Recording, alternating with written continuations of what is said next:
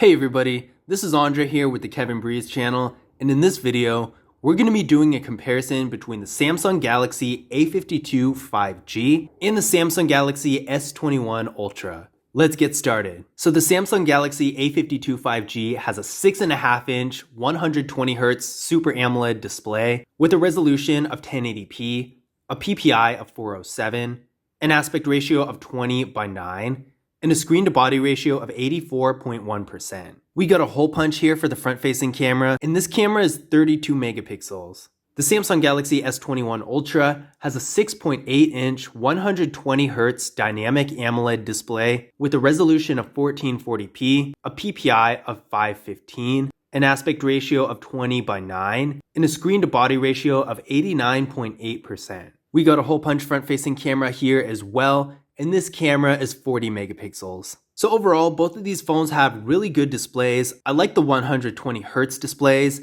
That's really good for both of these phones. As you can see here, the movement on the screen is a lot more fluid and smooth than a lot of the phones with lower refresh rates. Definitely compared to a phone like the iPhone 12, for example, these phones are going to have much smoother and more fluid motion. Because the iPhone 12 only has a 60Hz display, the movement's going to be a lot faster, and in some cases, it might be easier on your eyes as well. This is really good for if you're maybe streaming videos or playing high-performance games, that sort of thing where graphics and movement on the screen is important. Now, although both these phones do have good displays, I would say the Samsung Galaxy S21 Ultra has a better display with a resolution of 1440p versus 1080p. That is going to make a difference. In addition to that, the screen-to-body ratio is a lot higher on the S21 Ultra. The bezels are a lot thinner on this phone, and in addition to that, the display overall is just bigger. Now, as far as storage goes, the Samsung Galaxy A52 5G is getting 256 gigabytes of internal storage. Now, there is another variant that only gets 128 gigabytes, but this specific version of the phone in my hand does get 256, and the Samsung Galaxy S21 Ultra is getting 128 gigabytes as well with microSD card expansion. So both of these phones have a really good amount of storage. I can't imagine the average user running out of space on either of these phones, but if you have lots of games on the phone that take up a lot of space, or if you shoot lots of videos, especially 4K or higher, because 1080p is big enough as it is, so those high resolution videos are really going to take up a lot of space.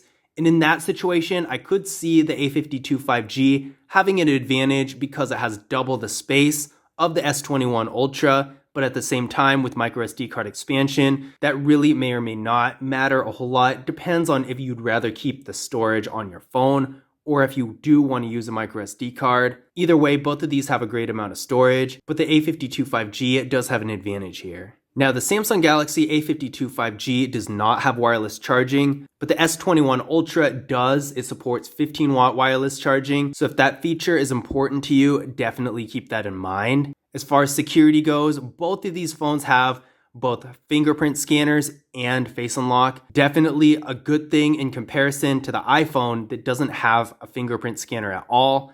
These phones are for sure going to be better than that. Both of the fingerprint scanners are in display. We're going to test them out real quick and see how they work, starting with the A52 5G. And there we go. That was real fast and responsive. One more time. And really nice. Let's see how it works with the S21 Ultra. And that was real fast. One more time. So I would say that even though the A52 5G does have a real good fingerprint scanner that's fast and responsive, the S21 Ultra definitely has a better one. It has a super high quality feel that a flagship phone should have, and it really unlocked basically instantly, whereas there was a little bit of lag in animation with the A52 5G. But either way, both phones have really good fingerprint scanners that are really responsive. Now we're going to take a look at these camera setups. So the Samsung Galaxy A52 5G has a 64 megapixel rear camera, a 12 megapixel ultra-wide camera, a 5 megapixel depth sensing camera, and a 5 megapixel macro camera. Really good features. The phone is also capable of shooting 4K videos in both the rear and the front-facing cameras. The Samsung Galaxy S21 Ultra has a 108 megapixel rear camera, a 12 megapixel ultra wide camera, a 10 megapixel telephoto lens, and a 10 megapixel periscope telephoto lens. So it doesn't have a macro camera, but the telephoto lenses are a lot better than a macro camera, so that difference really isn't even a factor. In addition to all these camera features, the Samsung Galaxy S21 Ultra is capable of shooting up to 8K at 24 frames per second in the rear camera, and 4K at 60 frames per second in the front-facing camera. So as far as everything in the camera goes, the Samsung Galaxy S21 Ultra is going to have the huge advantage. There's really nothing in the camera of the A52 5G that's better than the S21 Ultra. That being said, the A52 5G does have a really high quality camera as well. And if you are just looking to take super high quality pictures and some good videos here and there, the A52 5G should be fine.